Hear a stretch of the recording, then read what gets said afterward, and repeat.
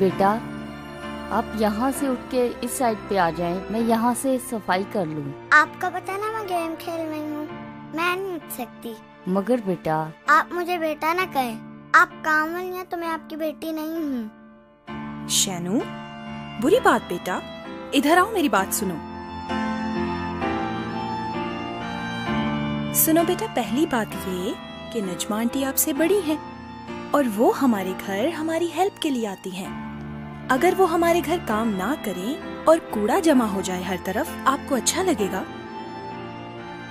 बेटा, जैसे नजमा आंटी हमारे घर काम के लिए आती है ना, वैसे ही मैं और आपके बाबा भी ऑफिस जाते हैं। हम सब बराबर हैं, कोई भी किसी से कमतर नहीं। खुदा ने सबको एक जैसा बनाया है।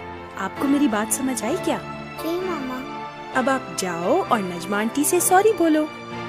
सॉरी